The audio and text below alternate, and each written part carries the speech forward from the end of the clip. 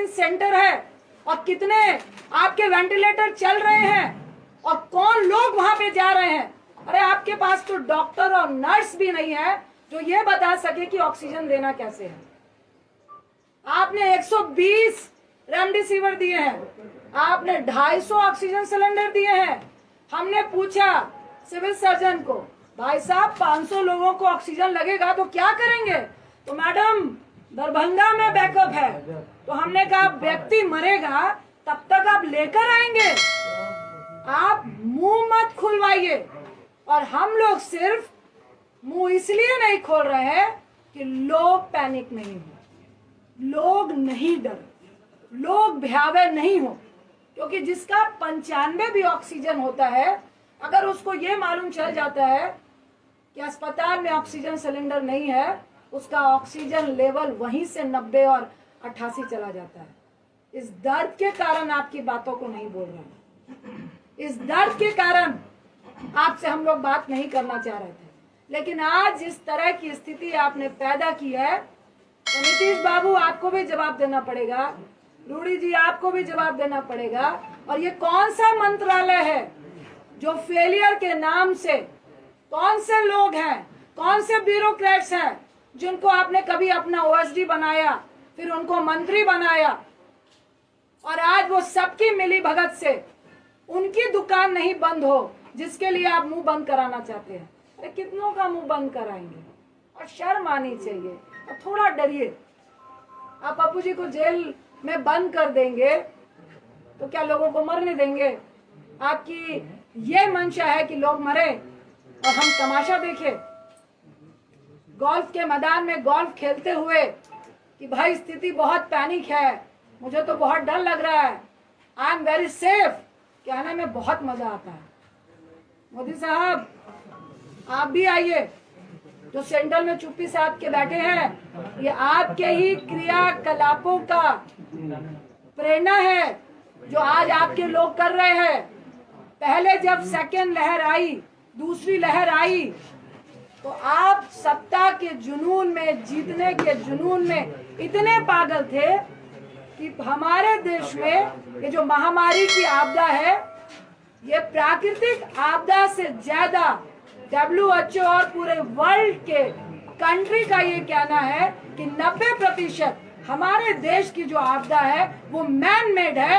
आपके प्रधानमंत्री, आपके सत्ताधारियों ने इसको जबरदस्ती फैलाने का काम किया है, लोगों को मारने का काम किया है। और आपको शर्म नहीं आ रही कि उस बीच में अगर कुछ लोग अपनी जान की परवाह किए बगैर आपकी मदद करना चाहते हैं तो आप जेल खेल रहे हैं, आप राजनीति खेल रहे हैं, आप लॉबी खेल रहे हैं। देखिए, मुझे लॉबी खेलने का कोई शौक नहीं है, ना इस वक्त राजनीति खेलने का शौक है, और ना ही जो खेलेगा उसको खेलते देते रहने का, देखने का शौक है। देखिए, जो चौराहे पे है वो तो रहेगा, जो डर रहा है वो इस बात को समझे कि जल्द से जल्द अगर पप्पू जी की रिहाई नहीं हुई और ये ड्रामा चलता रहा तो बहुत जल्द आपको भी मुख्यमंत्री आवास से निकलना पड़ेगा, आपके मंत्रियों को मुख्यमंत्री आवास से निकलना पड़ेगा और चौराहे में खड़ा होना पड़ेगा और जवाब देना पड़ेगा। ये दिल्ली में बैठ के जूम से काम नहीं चलेगा।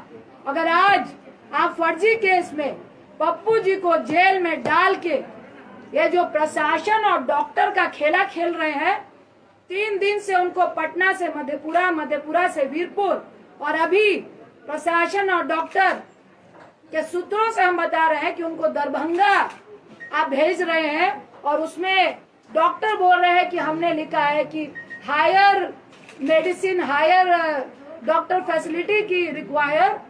अब प्रशासन जाने की उनको कहाँ भेजना है, प्रशासन कह रहा है कि डॉक्टर जाने की उनको कहाँ भेजना है।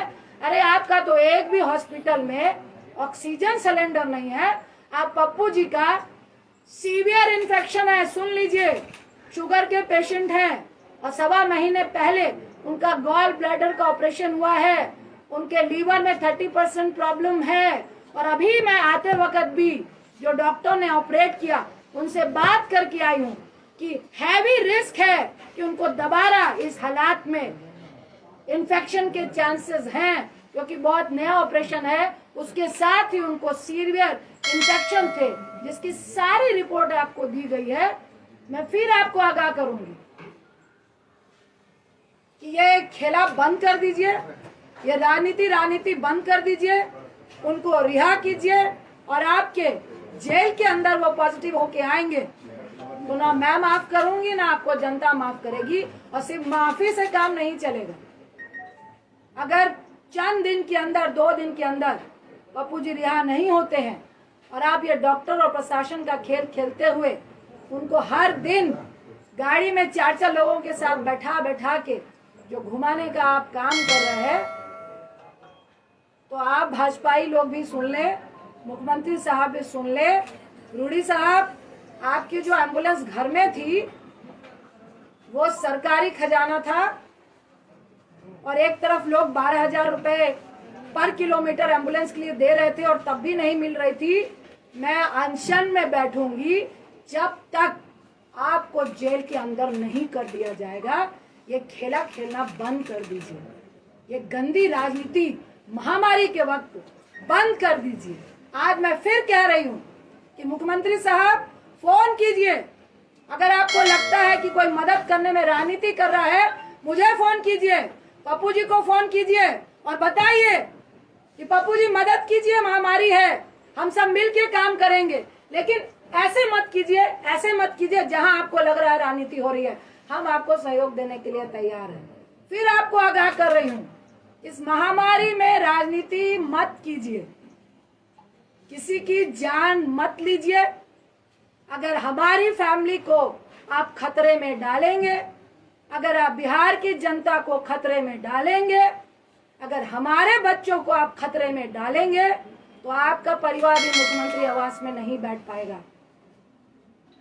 आपका बेटे की मैं रिस्पेक्ट करती हूँ, भूल हो गई, आपका पूरा परिवार नहीं है, लेकिन मैं टिप्पणी नहीं करूंगी। भाजपाइयों का परिवार है, जो मॉडलिंग करते हैं उनका परिवार है, और मुझे सबके परिवार के लिए दया है और सबके परिवार की फिक्र है। इसीलिए हम लोग चुपचाप बैठे थे, इसीलिए आज मेरा बेटा यहाँ नहीं आया, क्योंकि मैंने अपना रिस्क लिया, उसका नहीं लिया कि बेटा रुक जाओ, पैंडेमिक चल रहा है। और ये बहुत गुंडई राज वाले लोग हैं, किसी की परवाह नहीं है। जब जनता को ये कीड़े मकोड़े समझते हैं तो हम लोग की क्या औकात है। लेकिन औकात उसी की होती है जो गोल्फ लिंक में बैठकर गोल्फ खेल रहा होता है और पेस्ट्री होता है, जो सड़क पे होता है, उसको औकात दिखाने की कोशिश नहीं कीजिएगा। मैं इतना ही क्या कि मुख्यमंत्री साहब, अब ये राजनीति बंद कर दीजिए। उनको इस फर्जी केस से वीडियो वायरल हो रहे हैं, वो सब दिख चुका है कि वो फर्जी केस है, उनको रिहा कीजिए और हम लोग सब मिलकर इस महामारी से लड़िए। क्योंकि एक तरफ आप इतनी घटिया राजनीति कर रहे हैं और दूसरी तरफ तीसरी लहर की बात इस देश में हो रही है, उसकी चिंता कीजिए। अपनी राजनीतिक रोटियां सेकने की चिंता मत कीजिए। अगर आपको डर लग रहा है उनके कद से, तो चुनाव अभी बहुत दूर है, तब तक जनता भूल जाती है। ये आपको हम लोगों से ज्यादा मालूम है, इसलिए महामारी की फिक्र कीजिए, राजनीति की फिक्र मत कीजिए। बहुत बहुत धन्यवाद। मैम, हाईकोर्ट में याचिका भी इसे खारिज कर दिया गया है, जो जानकारियां हमें मिल रही है। देखिए, वो खारिज नहीं है, उन्होंने कहा कि आप प्रोसेस से आइए। ये देखिए, हमको सबसे पहले मैं कहूंगी कि मुझे कोर्ट पे पूरा विश्वास है, न्यायपालिका पे पूरा विश्वास है। इन्होंने सोची समझी साजिश से इनको जेल भेजा, क्योंकि 17 तक कोर्ट बंद है और कोई भी मैटर इस तरह से सुना नहीं जा रहा है। लेकिन आज हम लोगों ने मेंशन किया है, इन्होंने तो सुप्रीम कोर्ट की भी धज्जियां उड़ाई है। सुप्रीम कोर्ट ने कहा है कि इवन 7 साल से नीचे वाला भी कोई मुजरिम भी है, उससे भी अगर जेल जाने की नौबत आती है तो आप इस पैंडेमिक में उसको जेल नहीं ले जाएंगे। और अगर कोई जेल में है भी तो उसको 90 दिनों की आपको पैरोल देनी है। सही मायने में कानूनी तरीके से जब इनको मधेपुरा भेजा गया तो मजिस्ट्रेट को ही खड़े खड़े इनको बेल दे देनी चाहिए थी। लेकिन ये रणनीति है और मैं नहीं चाहते हुए मैं कहूंगी कि दबाव में है। वहां पे कुछ हो रहा था लेकिन रात के 8 बजे नहीं हुआ। ये लोग खरीद रहे हैं और इनको जबरदस्ती इस मंशा से तंग किया जा रहा है कि पप्पू जी तंग हो, 4-5 दिन रहे, उनको भी महामारी से डर लगे, उनको भी जेल से डर लगे। जब वो डर जाएंगे तब हम देखेंगे। ये एक षड्यंत्र चल रहा है और इसमें सुप्रीम कोर्ट की भी धज्जियां उड़ाई जा रही हैं। आज हम लोगों ने मेंशन किया है डॉक्टर मेडिकल को लेके ही कि सुप्रीम कोर्ट का हवाला देते हुए इनको जमानत मिलनी चाहिए। आपने 4 लोगों को सड़क पे खड़ा करने की बात कही थी, नाम मेंशन नहीं किया आपने। देखिए, जब खड़े होंगे तो आप खुद देख लेंगे कौन कौन मंत्रालय इस पैंडेमिक में फेलियर है और किन की नींद हराम हो रही है और किसका माफियाओं से और इस ड्रग्स माफियाओं से बिजनेस चल रहा है, वो पूरा बिहार जान रहा है। मैडम, आप बिहार में है, आप कब तक बिहार में रहिएगा मैडम? भी बंद करा दिया गया है, बहुत जगह लोग जो है खा नहीं पा रहे हैं, जो खाना मिलता था उसको भी बंद देखिए, करा दिया। ये मैं कहूंगी कि महामारी में बहुत ही घटिया किस्म की राजनीति हो रही है। हम लोग का खाना अभी भी बन रहा है लेकिन वो परमिशन नहीं दे रहे हैं, पास नहीं दे रहे हैं। हम लोग फिर पास के लिए लगे हैं। मैडम, आप कब तक बिहार में पास हैं? नहीं देंगे तो हम लोग वोट देंगे।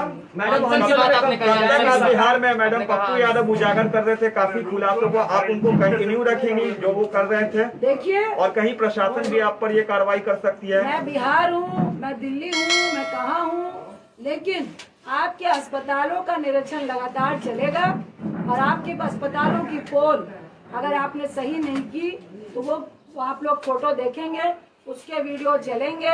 जहाँ पे ऑक्सीजन की कमी होगी, जो हम लोग से मांगेंगे उनको ऑक्सीजन मिलेंगे। जहाँ से रेमडेसिविर ब्लैकमेलिंग होगा वहाँ भी उनका पोल खुलेगा और जिनको जरूरत पड़ेगी दवाइयों की वो भी हम लोग देंगे। जितनी मदद कंटिन्यू हो रही थी वो लगातार मदद होती रहेगी। इस पैंडेमिक में आप किसी को मदद करने से नहीं रोक सकते। ये वैसे सत्ताधारी है, आज पप्पू जी को यहाँ जेल में बंद किया है, वहाँ हमारे कांग्रेस के यूथ अध्यक्ष को तो श्रीनिवासन के घर में जांच हो रही है कि खाना कहाँ से खिला रहे हैं भैया, आप कहाँ से दवाई दे रहे हैं। तो ये गुंडाई राज चल रहा है, मैं फिर कहूंगी पूरे देश में, जिसके खिलाफ हम और आप सबको खड़े होना है। आपने अनशन की बात कही, अनशन से कब बैठेंगे? अनशन का कोई दिन तय किया है? कब से जारी है अनशन? मैंने आपको बोला, मुख्यमंत्री साहब को फिर आगाह किया, जल्द से जल्द पप्पू जी की रिहाई हो, क्योंकि आपने फर्जी केस में जबरदस्ती इस पैंडेमिक में जो पोल आपके स्वास्थ्य का खुल रहा था सुविधाओं का, उसके लिए आपने भेजा है। अगर आप इस तरह से छिछोरी राजनीति करेंगे तो हम लोग को भी मजबूरन आपके सामने आना पड़ेगा और जब तक आपके मंत्रीगण भी जेल नहीं जाएंगे तब तक अनशन। जेडी के मधेपुरा विधायक ने कल प्रेस कॉन्फ्रेंस कर कही कि ये गिरफ्तारी पहले होनी चाहिए थी, बीजेपी जो है कहीं न कहीं षड्यंत्र के तहत ये खेला करवाई है। विनाशकाले विपरीत बुद्धि। मैडम, पीएम केयर फंड जो है पारदर्शिता उसमें नहीं आई, कहा जा रहा है कि जो वेंटिलेटर खरीदे गए उसमें बहुत सारे तकनीकी खराबी चल रही है। आपको दूसरी पीएम केयर फंड की बात चल रही है। 100 रुपए किलो डीजल, 100 रुपए डीजल और पेट्रोल हो चुका है और उससे उनको 21 लाख करोड़ रुपए आ चुके हैं और पीएम फंड में भी कितने रुपए आए हैं वो उन्होंने बताया नहीं है। और ये पैसा कहाँ जा रहा है, किसकी जेब में जा रहा है? क्या मुझे तो मैं दावा करती हूँ कि ये ऑक्सीजन सिलेंडर की ब्लैकमेलिंग वालों को मिल रहा है। अभी दिल्ली में खान मार्केट में पकड़ाया था 800 जो ऑक्सीजन आपके कंसंट्रेटर हैं और उनका जो नवनीत कालरा वो बीजेपी और आम पार्टी से मिला हुआ है। ये तो मिली भगत ही और उन्हीं को पैसे दिए जा रहे हैं कि आप विदेश से मंगाइए 20,000 में और यहाँ पे 70,000 में दीजिए और फिर हमारे पार्टी फंड में भी दीजिए। तो चुनाव में आखिर सत्ता पाने के लिए किस तरह से वो एमएलए खींचे? महामारी को छोड़ के सेंट्रल विस्टा पर ज्यादा ध्यान दिया जा रहा है। अभी मैडम, सिंपल सवाल ये है कि 2005 में जब चंद्रशेखर खड़े हुए थे मधेपुरा से, उन्होंने पैम्पलेट पर आपका और पप्पू जी का फोटो लगाया था, लेकिन कल उन्होंने कहा है कि पप्पू यादव गुंडा है और बीजेपी के एजेंट है। आप सवाल का भी जवाब आप खुद ही दे रहे हैं। नहीं तो आप बताइए ना कि आपका फोटो भी इस्तेमाल किया। मुझे कोई कमेंट नहीं, वो इस लायक नहीं है। मैडम, जिस तरह से पप्पू जी लगातार सरकार के खिलाफ उद्भेदन कर रहे थे, क्या रजिंदर रंजन जी अभियान प्रयास करके इसी तरह का पप्पू जी का जो कार्य था वो संभालेंगे? देखिए, मैं इस पैंडेमिक में तमाम बिहार वासियों के साथ हूँ और ये दुर्व्यवस्था जो स्वास्थ्य में है उसके साथ हूँ, जो हमारा सिस्टम फेलियर है उसके साथ हूँ और लगातार खड़ी हूँ। इसके लिए मुझे कोई नहीं आरजेडी से क्या उम्मीद है? हम महामारी की बात करने आए हैं और आरजेडी के भी बहुत सारे ऐसे एमएलए हैं, बहुत सारे ऐसे लोग हैं जिनका दर्द पप्पू जी के लिए है और जो गलत हुआ इस महामारी में है उनके लिए है। उनको मैं बहुत बहुत धन्यवाद दूं।